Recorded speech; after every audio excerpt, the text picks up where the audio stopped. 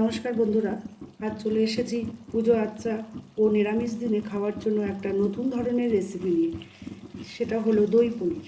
Fried rice, নান, পরোটা সব কিছুর সাথে খেতে খুব ভালো লাগে। দই পনির বানানোর জন্য লাগবে পনির, দই, কাজু বাদাম আর চারমগজ বাটা, ক্যাপসিকাম, কাঁচা লঙ্কা, টমেটো, হলুদ, কাশ্মীরি লঙ্কার গুঁড়ো, কাসুরি মেথি, জিরা, ধনে, লঙ্কার গুঁড়ো, সরষের তেল, লবণ, বিট লবণ।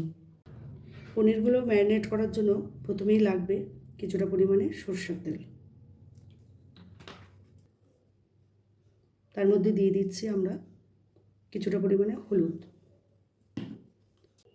ধনের গুঁড়ো 1 চামচ, 1 চামচ জিরার গুঁড়ো, কিছুটা পরিমাণে কাসুরি মেথি, আর দিয়ে দিচ্ছি কাশ্মীরি লঙ্কার গুঁড়ো, লবণ আর সামান্য বিট নুন। এই মশলাগুলো মিক্সড করে নিচ্ছি। এর মধ্যে পনিরগুলোকে মেখে নেব। ফ্রাই প্যানের মধ্যে কিছুটা পরিমাণে তেল দিয়ে গরম করে নিয়েছি। এবার আমরা ম্যারিনেট করা পনিরগুলোকে একটু ভেজে নেব। পনিরগুলো ভাজা হয়ে গেছে, এখন পনিরগুলোকে নামিয়ে রেখে দেব।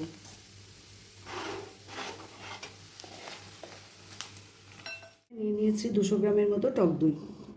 এর মধ্যে দিব চারমগজ বাটা আর কাজু বাটা,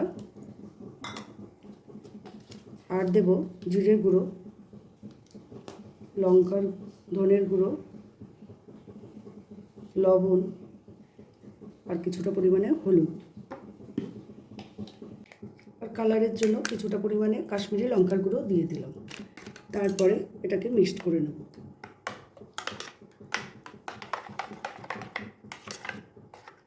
ফ্রাই প্যানের তেলটা গরম হয়ে গেছে। এখন এর মধ্যে আমি এলাচ, দারচিনি আর শুকনো লঙ্কা দিয়ে দিচ্ছি। ওটা একটু ভাজা হয়ে যাওয়ার পরে আমরা তার মধ্যে দিয়ে দিচ্ছি ক্যাপসিকাম কুচি, লঙ্কা কুচি আর কিছুটা পরিমাণে টমেটো। এগুলো দিয়ে আমরা 2-1 মিনিট ভেজে নিচ্ছি। এখন আমাদের এই ঢাকাটা নামিয়ে দিয়ে দেখে নিচ্ছি এটা ভাজা হয়ে গেছে। এখন আমরা এর মধ্যে গ্রেভিটাকে ঢেলে দেব।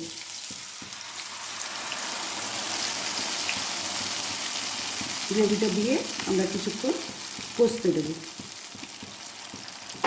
এই সময় আমরা গ্যাসের ফ্লেমটাকে লোতে রেখে ঢেকে দিচ্ছি। কিছুক্ষণ কষিয়ে নেওয়ার পরে আমরা পনিরগুলোকে এর মধ্যে ছেড়ে দেব।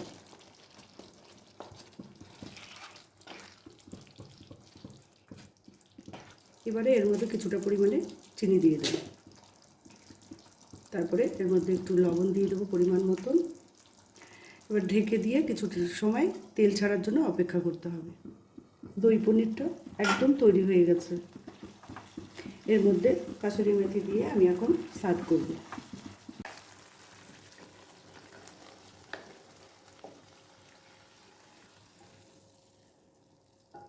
দেখো কেমন সুন্দর কালারটা, দারুণ এসেছে। এটা অবশ্যই বাড়িতে ট্রাই করবেন।